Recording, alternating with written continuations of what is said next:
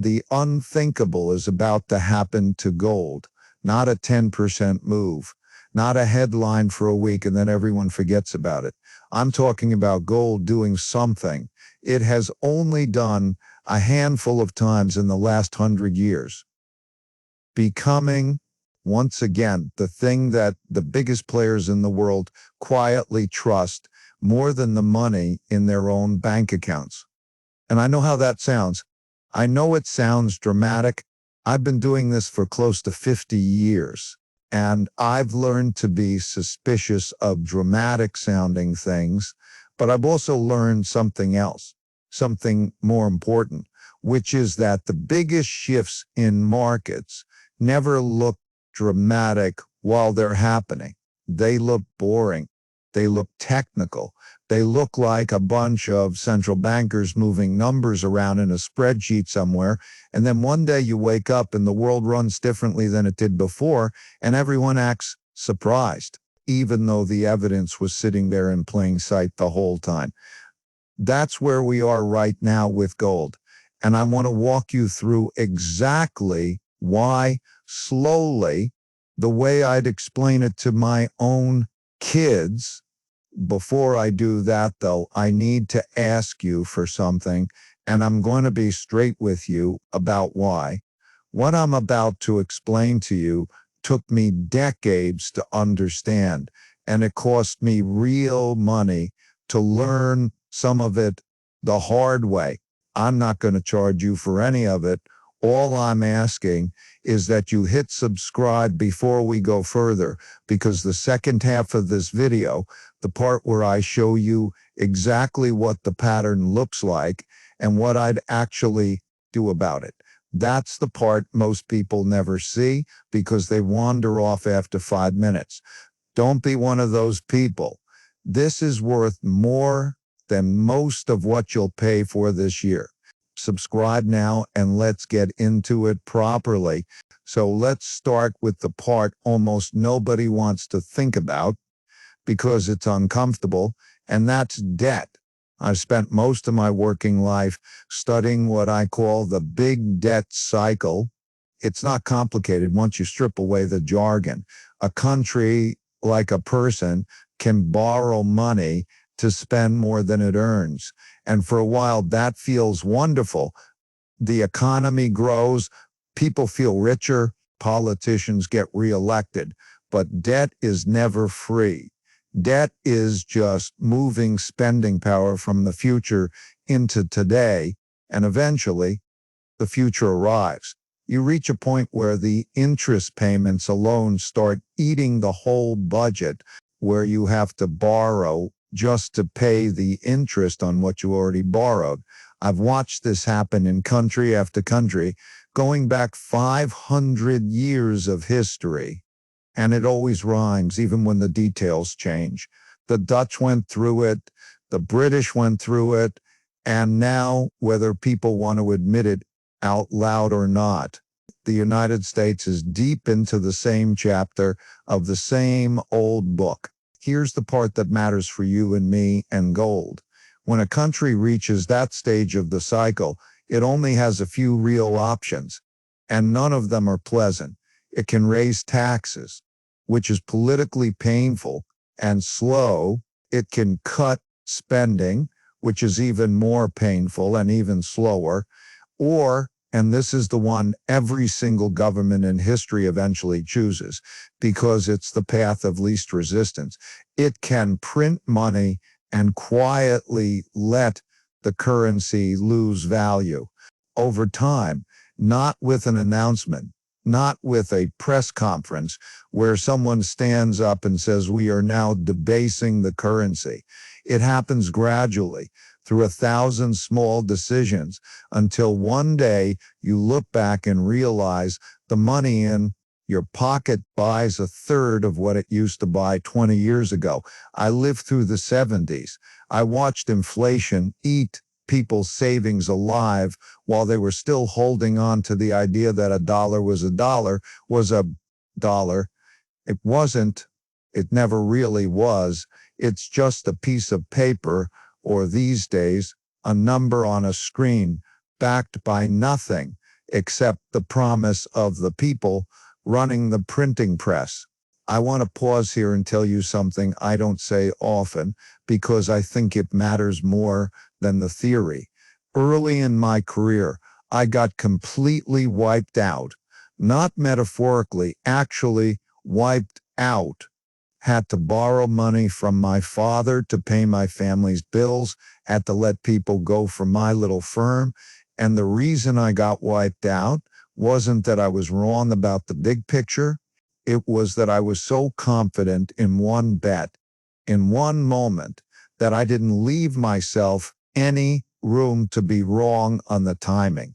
That failure taught me more than any success ever did because it forced me to go back and study how these debt cycles have actually played out across history, not just in my own lifetime, but going back centuries across different countries, different currencies, different eras. And the humbling thing I learned is that the pattern is remarkably consistent, even when nobody involved at the time believed it was happening to them. Every single over-leveraged empire in recorded history has told itself it was different. Every single one. Now, I want to take you back to a specific moment because I think most people watching this have heard of it, but never really understood what it meant.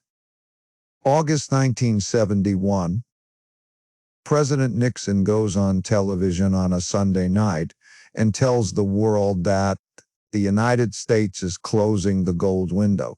Up until that point, foreign governments could technically exchange their dollars for gold at a fixed price.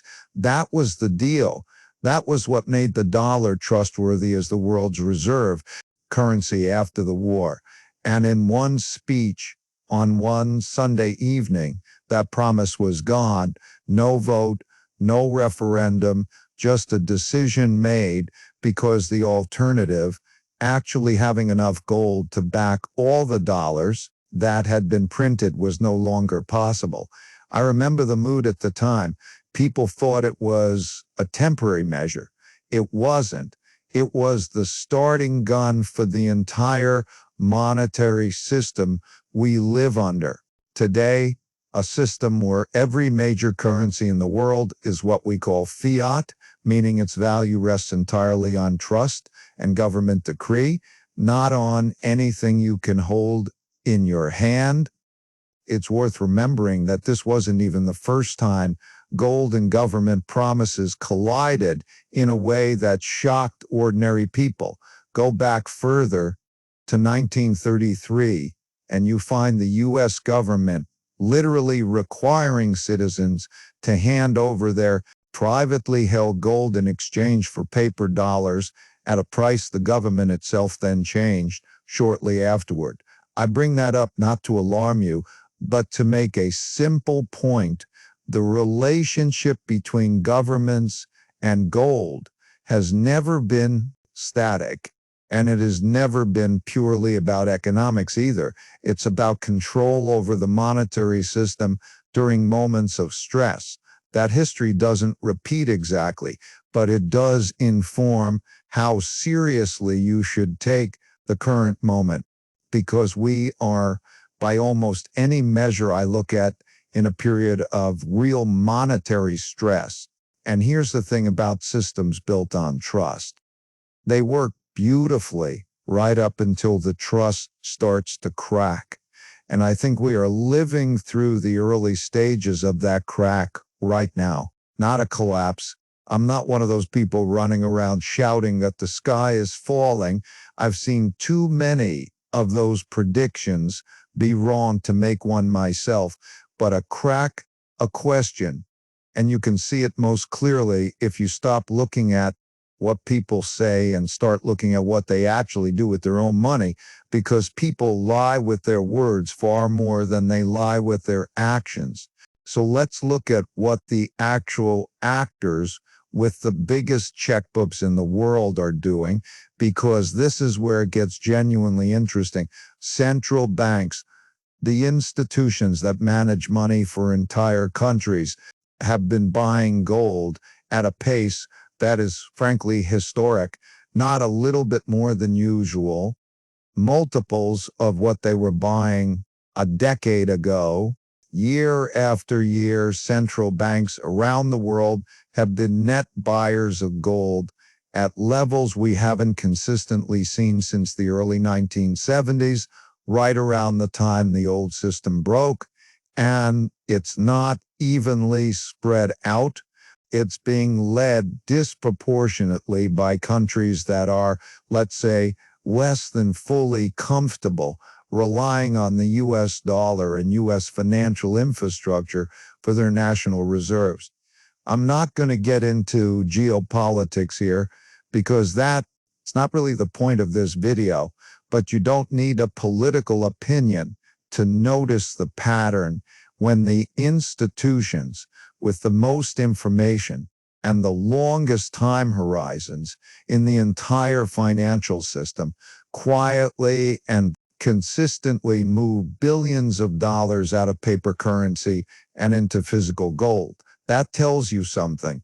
They're not doing it because they think it'll be a fun trade for the next quarter. They're doing it because they're hedging against a version of the future where paper promises are worth less than they are today. Central banks don't chase trends. They position for decades, and they have been positioning methodically for years now. I'll also point out something practical that I think gets missed. It's not just how much gold central banks are buying. It's where they're choosing to hold it. There's been a noticeable shift among a number of countries toward repatriating gold, physically moving it back onto their own soil, out of vaults in other countries, including vaults that have historically been considered the safest in the world. Think about what that actually implies. If you fully trusted the system as it currently stands, you wouldn't bother with the cost and the hassle of shipping tons of physical metal across oceans. You just leave it where it's always been. The fact that so many are choosing not to leave it where it's always been tells you they're preparing for a scenario where access to those vaults isn't guaranteed. That's not paranoia on my part. That's just reading what serious, sober institutions are actually doing with real assets, not what they're saying in polite diplomatic language for the cameras. And here's what almost nobody talks about, which is the part I think is genuinely underappreciated. For about 40 years, there was a rule that basically every professional investor learned early and never questioned. When real interest rates go up, meaning the return you get after accounting for inflation, gold goes down. It made sense. If a government bond is suddenly paying you a safe, attractive return, why would you hold a shiny metal that pays you nothing at all? Money flows toward what pays you. That relationship held reliably for 4 decades. It was practically gospel. And over the last couple of years, that rule has quietly broken. Real rates have moved higher, and gold, instead of falling the way the old playbook said it should, has held its ground and at times climbed anyway. When a rule that was held for 40 years suddenly stops working, you don't shrug it off. You ask why. And the honest answer is that something in the plumbing of the system has changed. Gold isn't trading anymore purely as a bet against inflation. It's trading more and more as a bet against trust itself. Trust in currencies, trust in the institutions that manage them, trust in the idea that the promises being made today will still mean something in 10 years. Now, here's where I want to be really careful, because this is the part where most people understandably make a mistake. And I've made versions of this mistake myself decades ago. So I'm not lecturing you from some position of never having gotten it wrong. The mistake is this. People hear a story like the one I just told you. They get scared or excited and they do something emotional and poorly timed. They either panic and dump everything into gold at exactly the wrong moment, right after a big run-up, or they do the opposite. They watch gold sit still or dip for a few months, get frustrated, decide the whole thesis was wrong, and sell right before the real move happens. I've watched this exact behavior play out over and over across different assets and different decades, and the pattern is always the same. It's never the direction people get wrong. It's the timing and the temperament. The people who actually make money from a shift like this aren't the ones who correctly predict that something is coming.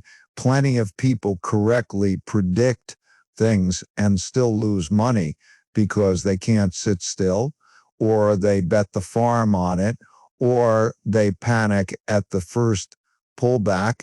The ones who do well are the ones who understand the difference between being right and being disciplined, who build a position gradually, who understand that markets don't move in straight lines, even when the underlying story is completely intact. I want to spend a moment on why this particular mistake, the timing mistake, is so common, because understanding the why will help you avoid it more than any warning ever could. Humans are wired to react to recent experience far more than to long-term evidence. If gold has been flat or falling for 6 months, your gut tells you the whole idea must be wrong, even if the underlying forces driving the thesis haven't changed one bit. And if gold has just had a huge run, your gut tells you it's now urgent and you need to chase it immediately, which is usually the exact wrong moment to be adding a lot of exposure. I've sat across the table from extremely intelligent people, people with far more raw processing power than me, who fell into exactly this trap, because intelligence doesn't protect you from emotional decision-making. What protects you is having a plan you built in a calm moment and having the discipline to follow that plan, even when your gut is screaming at you to do the opposite. I also want to say something that I think gets lost in videos like this, and it's important. So stay with me. Owning gold is not by itself a strategy. I've met plenty of people who bought gold years ago and are sitting there feeling smug or frustrated, depending on the week, but who never actually understood why they owned it or what they were supposed to do as conditions changed. Gold is a tool. It's a piece of a well-thought-out approach to protecting and growing what you have across the different environments an economy can move through: growth, inflation, recession, currency stress. It is not a religion, and it's not something you buy once and forget about. The investors and the institutions who handle this, well, treat gold as one piece of a portfolio built to survive whatever regime shows up next, not as a magic asset that only goes up. Anyone who tells you gold only goes up is selling you something, and I'd be careful about what else they're selling you. So let's get to the actual unthinkable part. The thing I opened this video with, because I owe you a real answer, not just a build-up. Here is what I think is coming. And I say this having sat through multiple cycles of this exact dynamic across my career. I think we are moving toward a world where gold reclaims a meaningfully larger role in how both nations and individuals store their wealth, not as a replacement for currency in your everyday life, Nobody's buying coffee with gold coins, but as the base layer underneath the system, the thing everything else gets measured against when trust and paper promises gets tested, that is a genuinely different world than the one most people under the age of 60 have ever lived in. For most of our lifetimes, gold has been treated as a fringe asset, something your slightly paranoid uncle talked about at dinner. I think that framing flips. I think within this decade, we look back and realize that holding meaningful, sensible exposure to gold wasn't the paranoid decision, it was the obvious one. And the people who dismissed it as old-fashioned were the ones who misread the moment. Let me try to make that concrete rather than abstract, because abstractions don't help anyone make actual decisions. Unthinkable in this context doesn't mean gold going up by some wild percentage in a single year, although it might. What I mean is a change in gold's role. Right now, most people, most institutions, and most financial advisors still treat gold as a small satellite position, something you hold at 3 or 5% of a portfolio because it's traditional, almost decorative, like a fire extinguisher you hope you never need.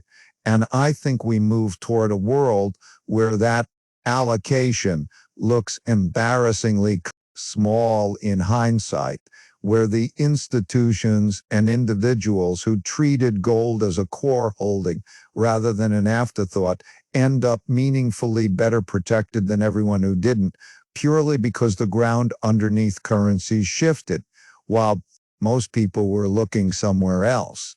That's the unthinkable part, not the price action itself, but the re-ranking of what a prudent, sensible portfolio is even supposed to look like.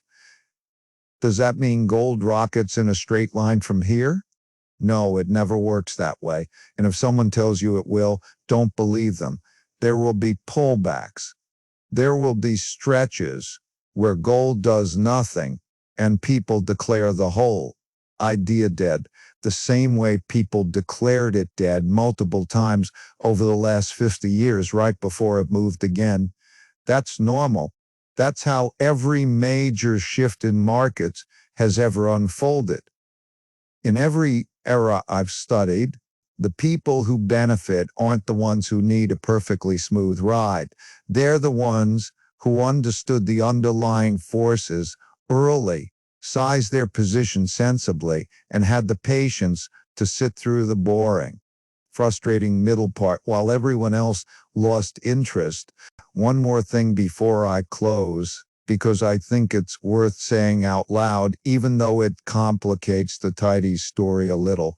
I'm not asking you to bet everything on this.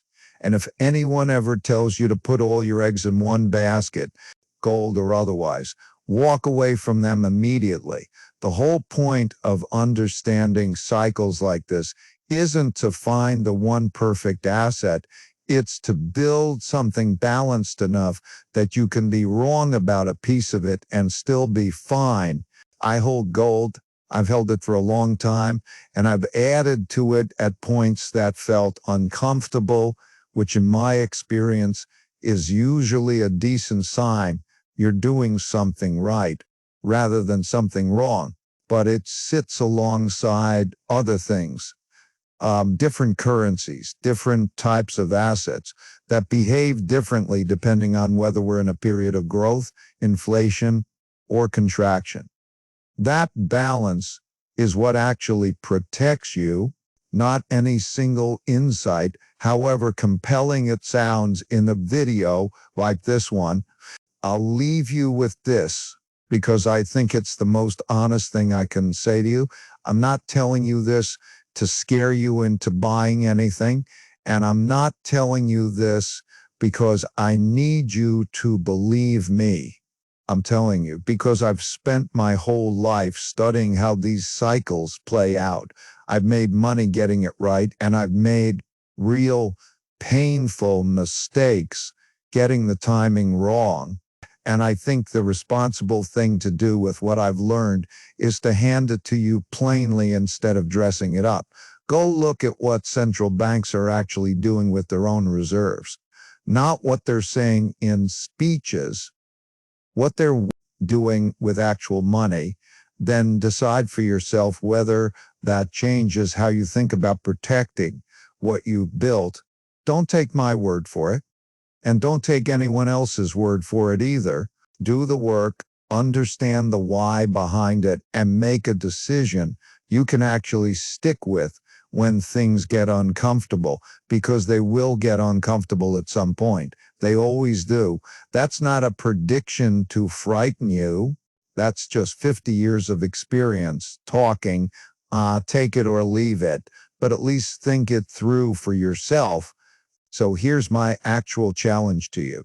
And I mean this literally, not as some throwaway line before the credits roll.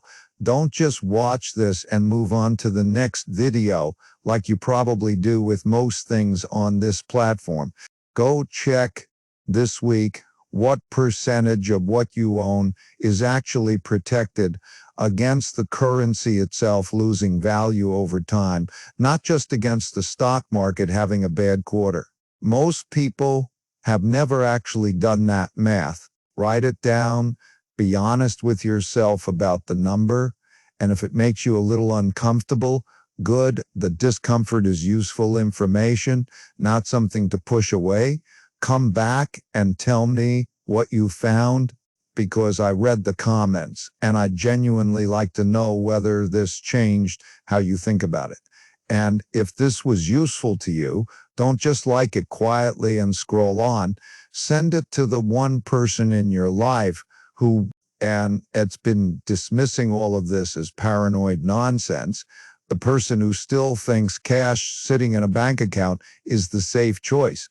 Sometimes the most valuable thing you can hand someone isn't advice. It's the 50 years it took someone else to learn it, condensed into 20 minutes,